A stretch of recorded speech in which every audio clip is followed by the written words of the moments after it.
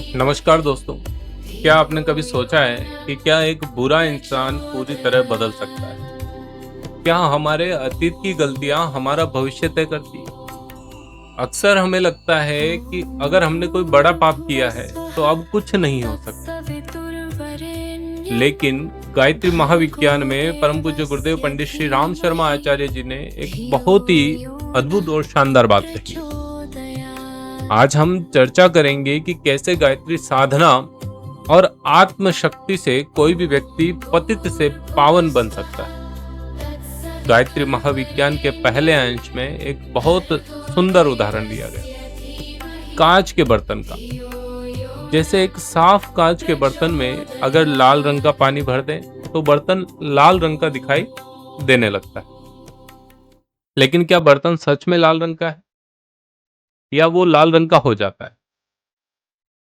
जैसे ही हम उस लाल रंग के पानी को उस बर्तन से निकाल देंगे तो बर्तन फिर से स्वच्छ हो जाएगा, अपने पहले वाली अवस्था में आ जाता है। ठीक वैसे ही हमारी आत्मा हमेशा स्वच्छ और निर्मल है। हमारे पाप, हमारे बुरे कर्म सिर्फ उस पानी की तरह हैं जो बाहर से दिखाई देते हैं।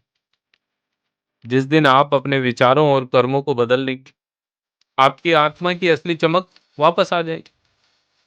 इतिहास गवाह है कि डाकू रत्नाकर महर्षि वाल्मीकि, नाम सुना होगा, आप जानते होंगे, रामायण के रचनाकार हैं।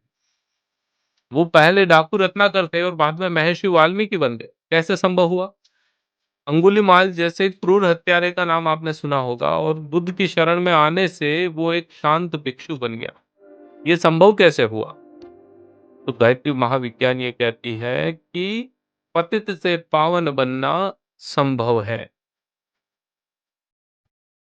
हमारी आत्मा उस कांच के बर्तन के जैसे है जिसमें हम जैसा रंग डालेंगे वैसा वो दिखाई दे। अक्सर हम किसी को या किसी काम को उसकी शक्ल देखकर कह देते हैं कि ये पाप है, ये पुण्य है। लेकिन गायत्री महाविज्ञान में एक बहुत क्रांतिकारी विचार है। पाप और पुण्य कर्ता की भावना जो है, उसका जो इंटेंशन है, उस पर निर्भर करता है।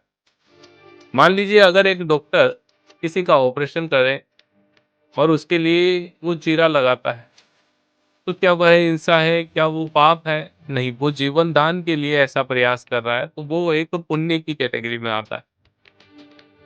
शिवाजी महाराज ने जब कूटनीति से अफजल खान का वध किया, तो क्या वो पाप था? नहीं, वो पाप नहीं है, वो धर्म रक्षा के लिए किया गया एक कार्य है। तो ये बात केवल कार्य को देख के डिसाइड नहीं होनी चाहिए, उसके पीछे क्या इंटेंशन है ये बहुत जरूरी है।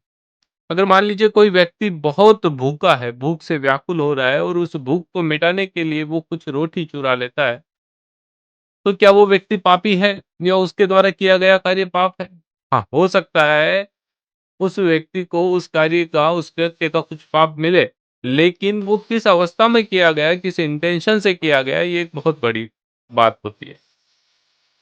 अगर मान लीजिए कोई दूसरा व्यक्ति जिसके पास सब कुछ फैसिलिटी है, उसके बाद भी वो लालच से दूसरों का हक मारता है, तो ये एक कुकृत्य होता है और ये एक पाप की श्रेणी में आता है।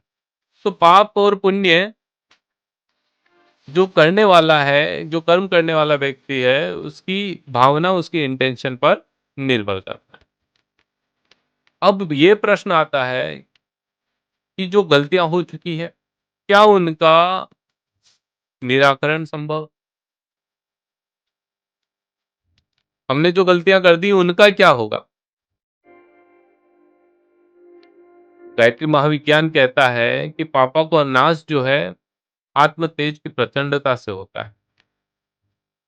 जैसे लोहे को आकार देने के लिए उसे आग में तपाना पड़ता है, वैसे ही आत्मा को शुद्ध करने के लिए तप और प्रायश्चित की आवश्यकता होती है। दो बातें ध्यान रखना, तप और प्रायश्चित। इसके बिना आत्मा की शुद्धि संभव नहीं है, ये परम पूज्य गुरुदेव ने बताया। सबसे पहले आपको संकल्प लेना चाहिए कि ये आगे से मैं ये गलती दोबारा नहीं करूंगा, ये कुकृत्य, ये गलत कर्म मैं दोबारा से नहीं करूंगा। ये गलत कृत्य क्यों हुआ, उसका मुख्य कारण है आपके विचार। और जब आप अपने विचारों की शुद्धता के बारे में सोचेंगे तो आपको दृढ़ संकल्पित होके ये सोचना पड़ेगा, ये करना पड़ेगा कि मैं नियमित स्वाध्याय करूंगा, अच्छा साहित्य पढ़ूंगा, सत्संग करूंगा। सत्संग का तात्पर्य अच्छे लोगों की संगत। तो इससे हमें हमारे विचारों की शुद्धि होगी, और विचारों की शुद्धि होने से हमें हमारे अच्छे कर्म करने में सहायता मिलेगी। गायत्री मंत्र को महामंत्र की संज्ञा दी गई, और गायत्री मंत्र में परम पूज्य गुरुदेव ये भी बतलाते हैं कि जो व्यक्ति इसका नियमित पाठ करता है, गायत्री मंत्र नियमित जपता है, तो उसकी दुर्बुद्धि का नाश होता है और उसमें सद्बुद्धि जन्म लेती है। तो एक तरीके से गायत्री मंत्र को सद्बुद्धि का मंत्र भी कहा गया। जब हम लगातार शुभ विचारों का चिंतन करते हैं तो हमारे बुरे संस्कारों के घाव बढ़ने लगते हैं। यदि आप किसी चोट पर निरंतर पट्टी करते हैं तो वो घाव ठीक होता है क्या? ठीक वही चीज यहाँ पर आपके बुरे विचारों पर अच्छे विचारों का प्रभाव है।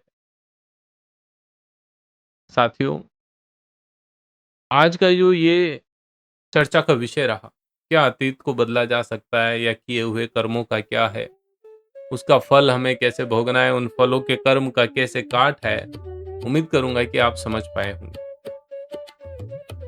ये इतनी सी बात ध्यान रखिए कि अतीत को बदला नहीं जा सकता, लेकिन वर्तमान को सुधार कर भविष्य को नया रूप दिया जा सकता है, इसमें कोई संशय नहीं। अगर आप में साहस है, तप करने की शक्ति है, तो आप अपने पुराने मेल को धोकर एक महात्मा की तरह चमक सकते हैं।